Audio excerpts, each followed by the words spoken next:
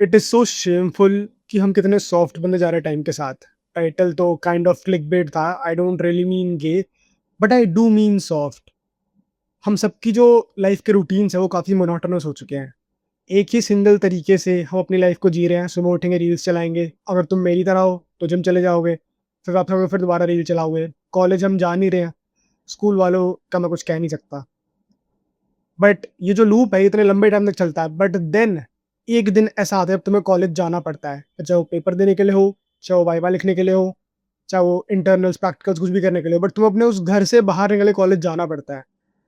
And क्योंकि इस दिन को, जो तुम्हारा अब तक का मोनोटोनस सेम रूटीन है, उसमें एक चीज एक्स्ट्रा ऐड होगी, वो है कॉलेज।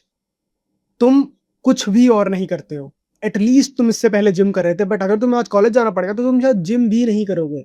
तुम कुछ भी नहीं करोगे इनफैक्ट पूरे दिन में, क्योंकि तुमने इसको एज एन एक्सक्यूज बना लिया कि आज ये करना पड़ेगा, that is why I am not gonna do other things, जो कि शायद से जरूरी भी है करनी। जैसे एग्जाम्स का ले लो।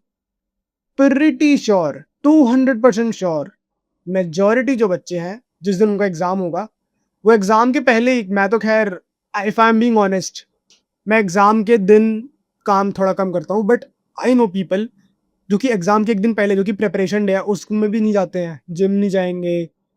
तो थोड़ी बहुत इक्का दुक्का गुड हैबिट्स है, वो ज़्यादा तो है नहीं गुड हैबिट्स हम सबकी लाइफ में। इक्का दुक्का हैबिट्स उनको भी नहीं फॉलो करते हैं, बिकॉज कल पेपर है, प्रेप करनी है। अंडरस्टैंडेबल।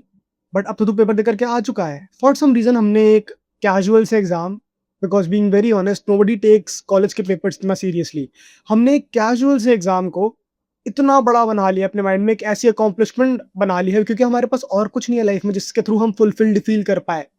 ऐसी कोई रिस्पॉन्सिबिलिटी, कोई टास्क इनको करके हमें लगी कि हमने आज कुछ जेन्युइनली करा है। That is why for us a college का एग्जाम मैटर्स इतना ज़्यादा कि जस्ट हम वहाँ पे चले गए, हमने अटेंडेंस लगा दी, कुछ भी एंड लिख दिया, कॉज वी नो कि पास तो हम हो जाएंगे as long as you are filling the sheets.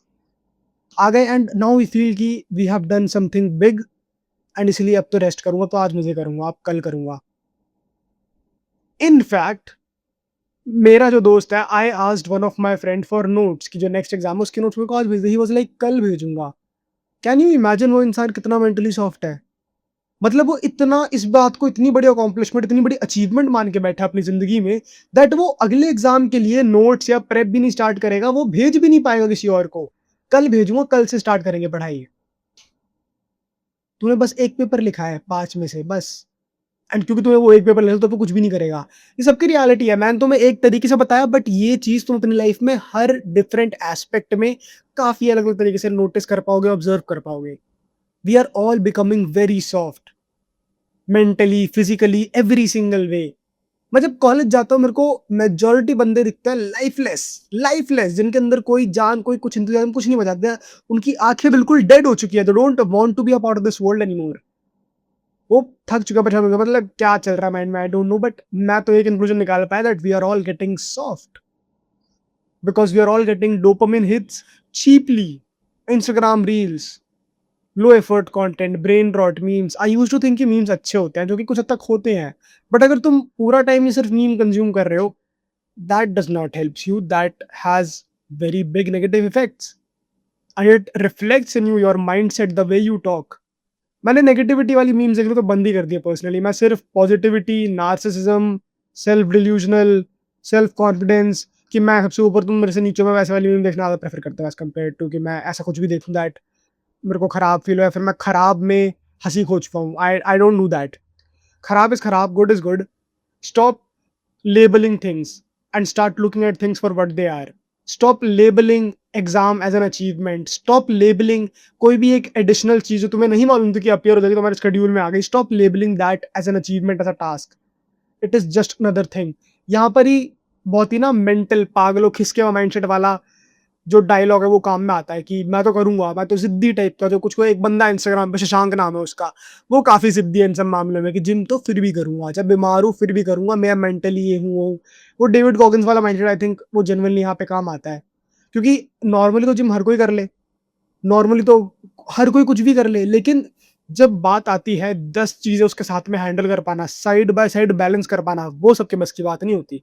सिर्फ बैठ के वीडियोस तो मैं ही बना लूं, लेकिन जब बात आती है कि वीडियोस के साथ, जिम के साथ, डाइट के साथ, पढ़ाई के साथ कॉलेज के साथ एग्ज़ाम, इस सबको मैनेज करना है, तब पता लगेगा कि मेरे अंदर कितनी कैपेबिलिटी है। अभी तो खाली बैठो, कोई बना लेगा वीडियो, बस पेपर तो दिया आज एक और क्या करा मैंने पूरे दिन में। तो mental toughness, it's all about mental toughness and we are not tough.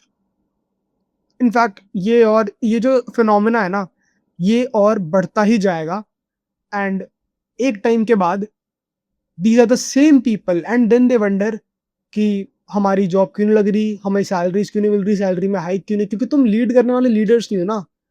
Leaders को तो हर जगह सैलरी में हाइक मिल रही है, लीडर्स तो अच्छी लाइफ ही जी रहे हैं। जो लोग तुमसे अलग है, जिनका माइंडसेट तुमसे अलग है, जो लोग they are ready to go beyond, ऐसे लोग तो लाइफ जी ही रहे हैं अच्छी। पर जो लोग सॉफ्ट हो चुके हैं, वो नहीं जी पा रहे, वो जी भी नहीं पाएंगे। I am being very honest, भगवान ने सबको इक्वली बनाया है, ठीक है, मैं मानता हूँ, लेकिन मेरे को डिफरेंटली बनाया है। मैं सबसे ऊपर हूँ, मैं सबसे बेटर हूँ, मैं सबसे डिफरेंट हूँ, I am literally God's favourite. मैं अलग हूँ, मैं लीड करने के लिए बना हूँ। और तुम्हें भी हमेशा अपने आप को इसी विनिंग साइड पर इमेजिन करना चाहिए। ठीक है, भगवान ने सबको इक्वली बनाया, बट मैं विनिंग साइड पर हूँ, मैं डिफरेंट हूँ। That's how you should approach life.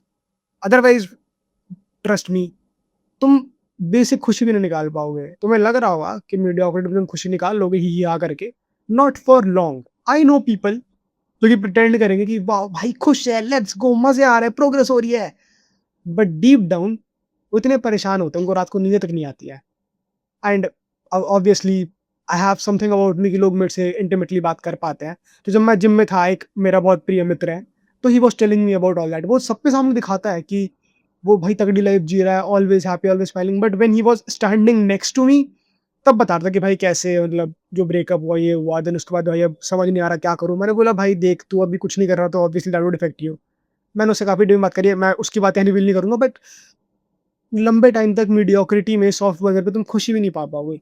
You have to be a bit खिसकावा इन सम फील्ड।